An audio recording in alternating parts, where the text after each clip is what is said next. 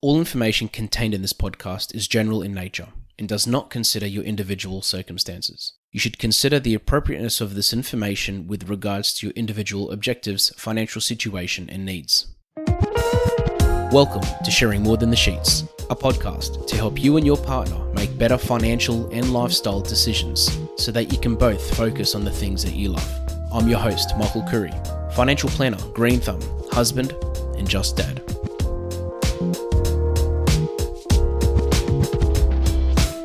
As an advisor, I talk a lot about mindset, and we've had lots of sports people on this show in the past, from Grant Hackett to Jeff Horn. And for me, I'm very fascinated by sports, and I'm very fascinated about mindset. And to be honest with you, I'm actually so excited to have our guest on the show today, who literally is the founder, director, and head trainer of SportsMindset, which I'll let her talk about it and introduce the concept to you if you haven't heard of it and heard about it already. But this is a discussion I'm so excited to have. And but before I get into it, I do want to introduce to you Aja Parham-Ammar. And Aja, thank you so much for joining us. Thank you for having me. It's a pleasure. Yeah, no, well, likewise. And can I ask, for those that haven't heard about SportsMindset or really don't know about your history and what you're currently working on, can you maybe give them a bit of a breakdown and a bit of a summary? Of course. So SportsMindset actually was created based off of my life. I played professional basketball for roughly 15 years, all over the world. Played in Portugal, Spain, Germany. Played in China. Played in Australia. I'm from America, so being here in Australia was a part of my journey. Ended up staying here, getting married, having kids, and running SportsMindset here in Australia. So really, it's a combination of the S&C work, so your strength, your development, your speed, your agility, as well as your skill development. So whatever sport you're playing, land sports. I specialize in basketball, but we also have rugby coaches, we have soccer coaches, we have netball coaches that work with athletes with their skill development, trying to help them become the best athlete they can. And then with every session we do, there's a mindfulness component to it. And we have a lot of different ways that we approach it, whether it be through conversation with individual athletes, young emerging athletes. We work with pro athletes. We have some relationships with sports psychiatrists that we give some of our pro athletes access to. But really, it's just a matter of building a resilient mindset through your training, through your conversation.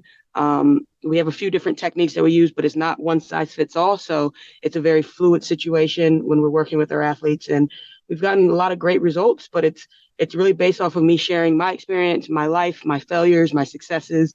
And it's been great thus far. And I love that you mentioned the word mindfulness as well, because the word gets thrown around a lot, doesn't it?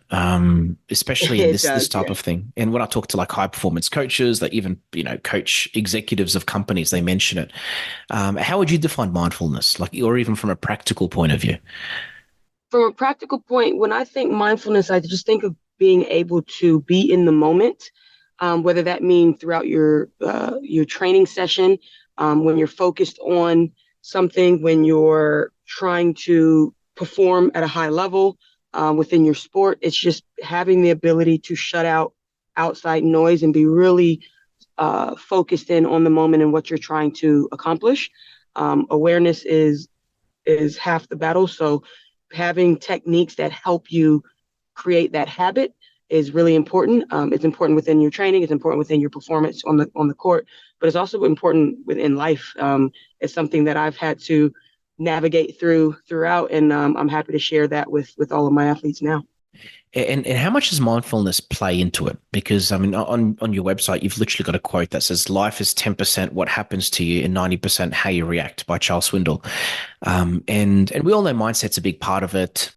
But I mean, what, in your opinion, what role does it play? Like, it's because you can have someone that's highly skilled, and they'll probably outperform someone that's not as skilled usually. So, but at the same time, you hear about stories of, even like at a grand final football match, you see the footy players making mistakes, like really rookie errors.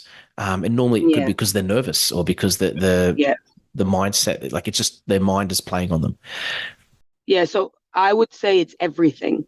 Um, I would say it's more important than your talent. It's more important than your skill set. From my experience, your mindset creates the foundation, and then everything else builds on top of that. And what I mean by that is you're prepared, or you have the proper techniques to perform at a high level if that's your foundation, if that's what you do on a daily basis, whether you're training for the Olympics, whether you're working on some kind of I don't know, homework assignment, anything that you have, it's a habit. And so having the ability to really focus in on what you're trying to accomplish, to let all the outside noise go, whether it's it's a skill within itself, and it is the foundation of your success, whether it be within your sport or off the court. Yeah. And so for me, I would say it's 90% mindset, and everything else falls into that 10%. Yeah, well, okay. No, I like that. And also when it comes to even the concept of working on it, working on the mindset, Mm. what are some ways that we can probably become aware of our mindset? Because would I be right in saying that sometimes someone can be in a really bad mindset and they don't even realize sometimes? And I know probably the best way to be aware of it is to have a coach or to have an outside, someone from the outside look at your situation.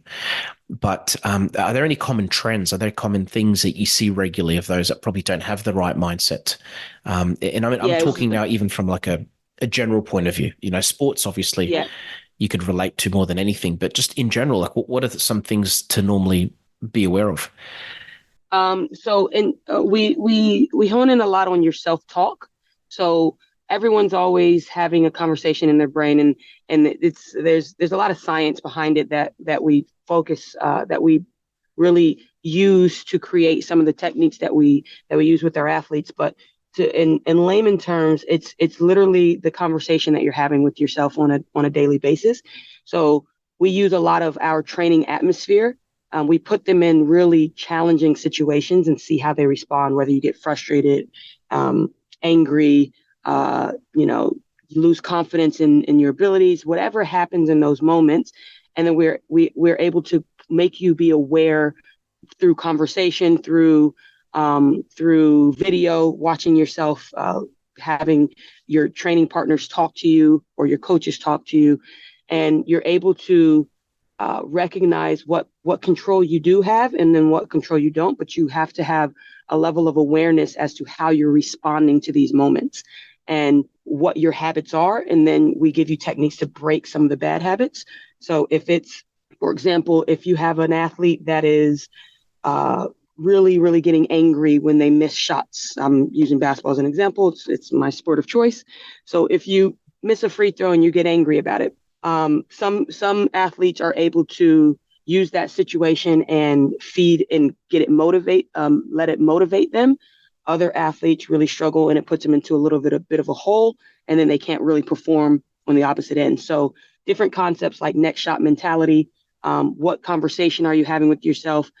Be okay with mistakes, and practicing that not only when you're in training sessions, but when you're in practice, when you're doing things off the court, where you're at work, and you create a conversation, you create a voice in your head that's sending you positive affirmations as opposed to tearing you down, because usually you're your worst enemy or you're your biggest supporter. And if you can become your biggest supporter, the universe usually helps you out and puts you in good situations, and you just learn you learn habits to help you perform at the level you want to perform at. And if you're your biggest critic, your self-confidence and your ability to perform at a high level becomes really, really difficult. And so just helping them, putting them in the fire, putting them in these situations where they have to become aware of what their habits are, and then make those adjustments as they grow and continue to be thrown into those situations. Yeah, that's such a good example because for me, when I think about it, even like again, as putting my advisor hat on, I think about someone that's trying to achieve any type of goal or task or working towards something. You know, in Mm, life, we're knocked back. We hit obstacles. Something will pop up. Someone will lose their job, or an expense will end up being three times as much as they thought, and it's very yeah, easy to get discouraged. yeah. So it's all And about how you respond. What are your habits? What are you saying to yourself? Are you giving yourself um, like excuses? Are you victim mentality? Like what do you? And a lot of it comes from how you were raised, what your how your brain developed at a young age, and you have to become aware of what your processes are. And if you need to break those processes, you have to go through all the steps to basically rewire your brain and how you deal with things. But it's, if you put in the work like anything, it happens. I've seen older athletes become significantly better at how they handle situations. And I've worked with young athletes that didn't really have too many habits, but helped them develop good habits and watch them become, strong athletes and stronger than what their skill set says they should, a lot more successful in their field. So it's been a beautiful, about, I think I've been doing it now. Sports Mindset's been around for about 12 years. I was running it while I was playing. And it's just kind of grown and taken a life of its own as we've gone through. yeah, do you think it's got something to do with being an optimist or a pessimist? Because Oh, I'm sure. some Yeah. people, because but at the same time, I guess I mean I consider myself an optimist. I always try to find the good things in situations. But saying that, I am the type of person that would get discouraged if I was shooting a hoop. You know, if I was shooting a ball into a hoop and I didn't get it in, I can see myself Mm. getting discouraged as well. So part of it's probably self belief. A lot of it is. And that's what I mean. That conversation that you're having with yourself becomes so important. So if when you are missing shots, what are you saying? Are you focusing on concepts? Like, have you put in the work? Have you been training? And whether it be physically training, visually training the situation. So if you haven't, you can't expect greatness, right? That this is just doesn't work that way. But if you've been putting in the work, then you got to trust the work that you've put in and the processes that you've gone through. And you really have to have an ability to block out the doubt, and usually doubt just comes from fear of failure and things of that nature. So that's a whole nother conversation. But it's a learned habit that we use within our training situations to help athletes process.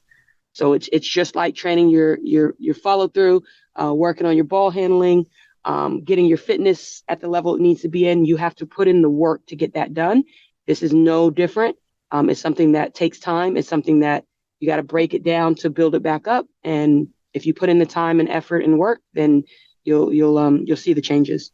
Yeah, and I guess someone can have a bad day or a bad game as well. I'm guessing because Yeah, of course, yeah, we all go through. I everyone think because does. I've just called myself an optimist, but I'll have days where I'm not feeling that optimistic either. So, and I think Hey, that's it where having happens, but in those moments, the big thing is how do you respond?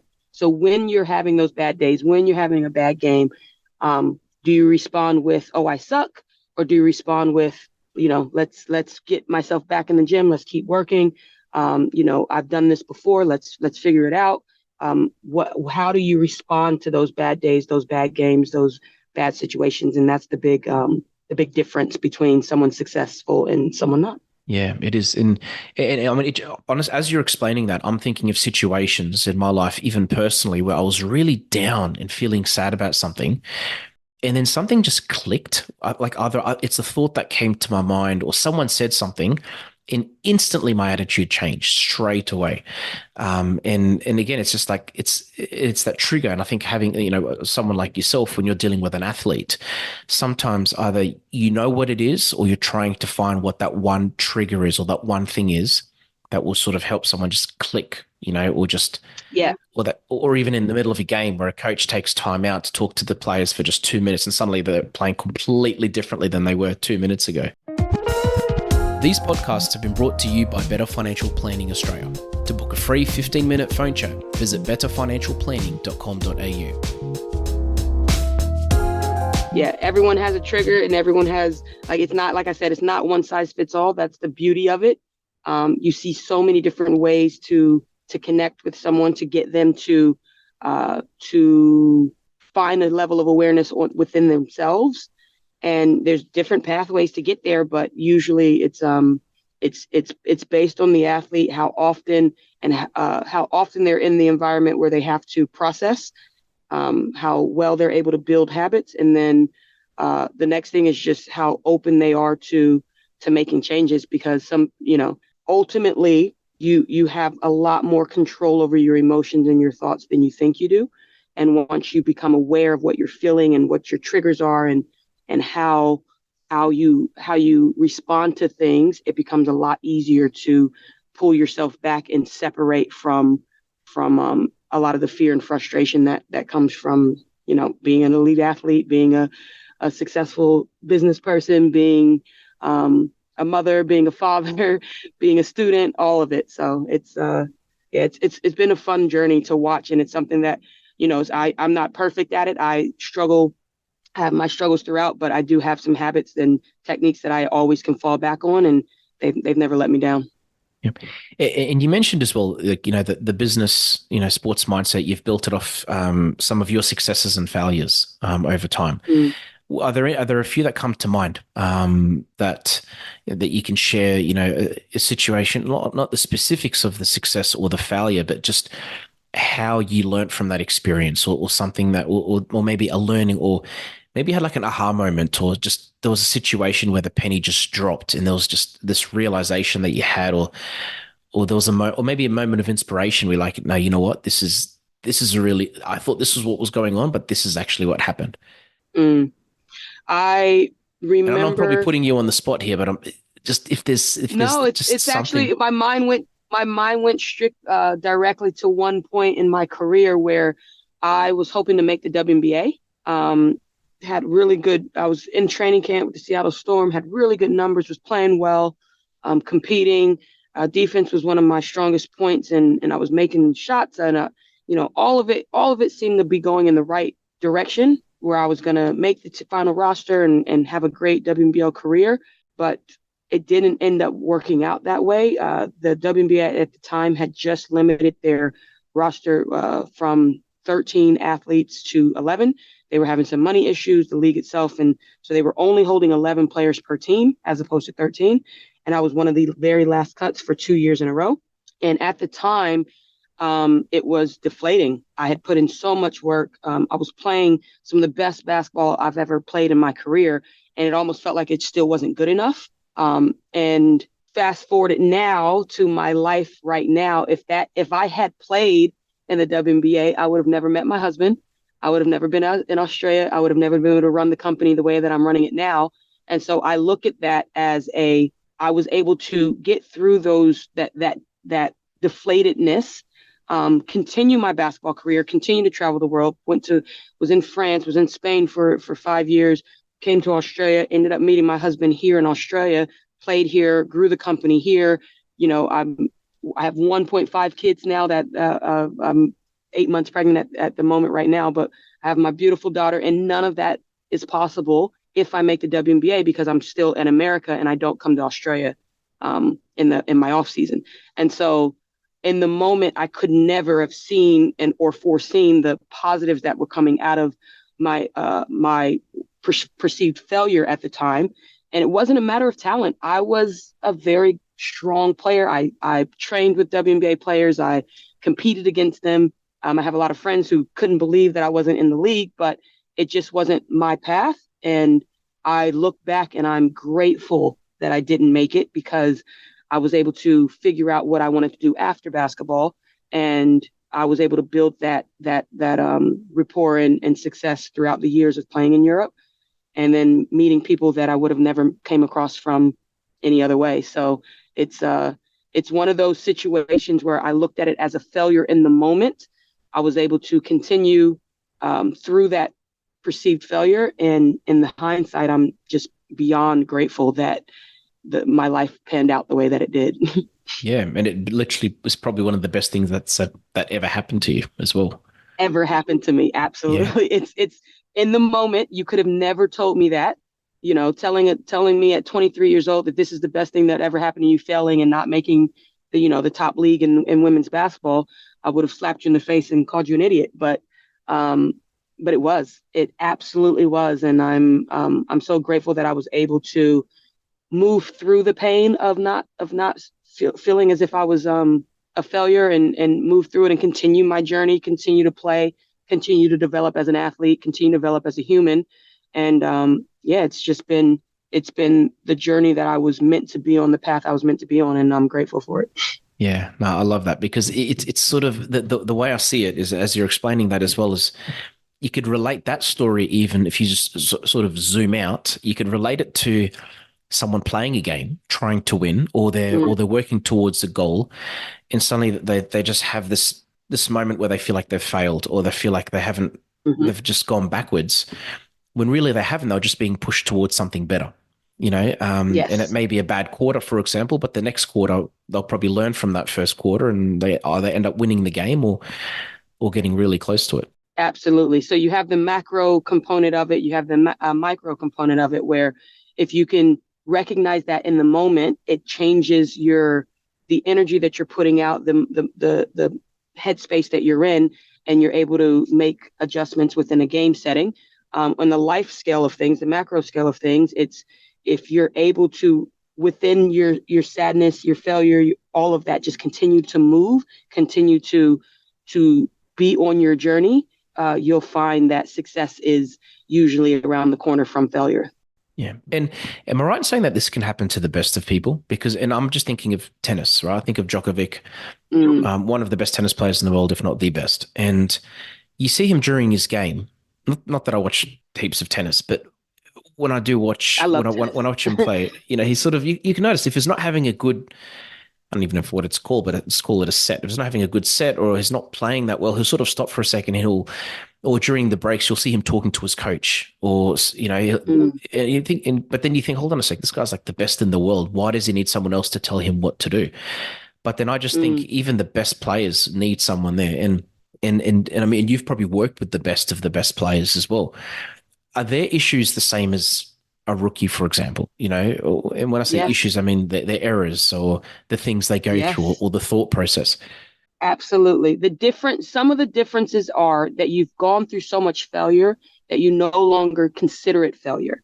Um, you've gone through so many losses that it's no longer a quote unquote failure. It's simply the next step, right?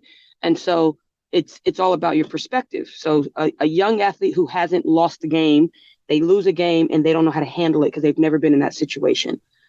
It's the same feeling as a vet athlete who loses a game, but because they've lost before, they're able to have a different perspective on the loss and move forward. Some young athletes consider it like, oh, I'm going to quit. I'm going to give up. I'm not good enough. I'm not this. I'm not that. As opposed to understanding like you win some, you lose some. It's a part of the process. Respect the process and continue to move. And you will find that your failures are creating your successes. They go hand in hand. You can't have one without the other. And, and, some of the older athletes still struggle with it on a day-to-day basis.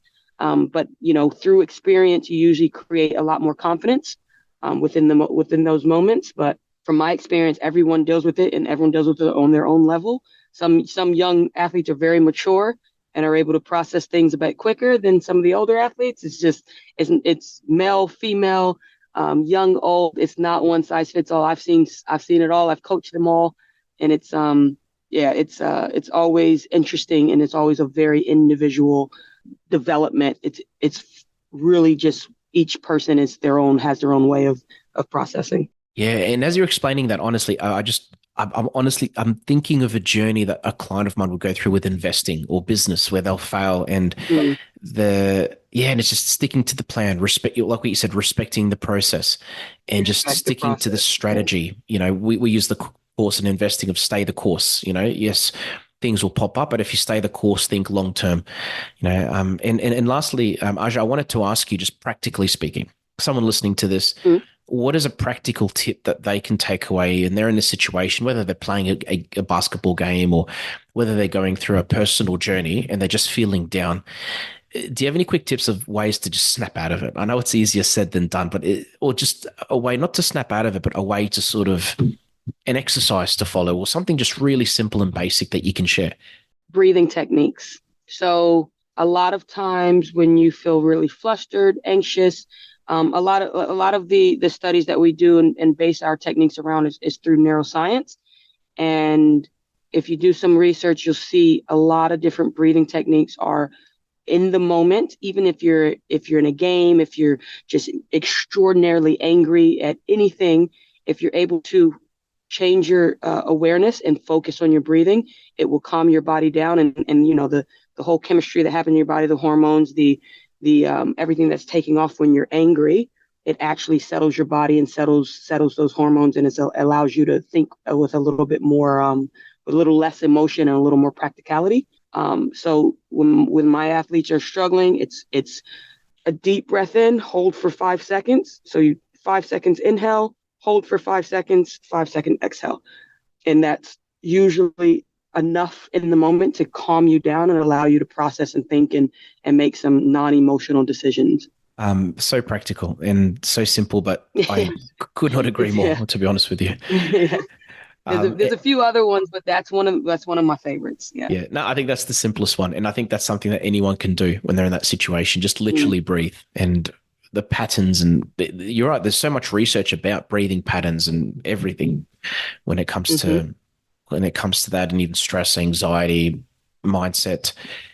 And lastly, Aja, if anyone wants to get in contact with you or they want to learn more about sports mindset, what would you say would be the best way for them to do that? They can contact me either social media. So we have Facebook, Sports Mindset as our Facebook handle, and then we have our Instagram, which is the Sports Mindset. And you can always email me. It's Aja, AJA at sportsmindset.com.au. And if you contact me on one of those platforms, you'll always get a response from either me or my business partner, Catherine Hollis. And we love to speak to all of our potential athletes, future athletes, past athletes, and we're always available to comment if there's any questions or interest in sessions. Thanks, Aja. And I'll put the link to your website in the description of this episode as well, so people can click on that as well to make it easier. The Instagram handle is _sports mindset. _sports mindset. Okay, done. I'll put that on the description as well. So Instagram and the website. Yeah. Done. And lastly, I like to finish off with a dad joke. All my episodes. Okay. And this one's a quick one. It just came to mind this morning when I was talking to my son, and I was thinking, okay, what can I do? And I just thought of it. I think I read it off of one of those crackers you get for Christmas. But what do you call a penguin in the White House? A penguin in the White House. Yes. Lost. I like that. It was all right. It was all right. It was all right. But you know, Christmas is around the corner. I was really going to think practically, but yeah, that was. I think that's the idea. But I think Christmas is around the corner, so we'll see heaps of all those crackers coming out from those party crackers. You know, the jokes and the party crackers that come out. So there'll be plenty of dad jokes going around. But Aja, again, thank you so much for your time. Honestly, I appreciate it so much, and keep doing the amazing work that you do. And I can't wait to keep watching your journey and to see how you're going. And congratulations on the second child as well, by the way.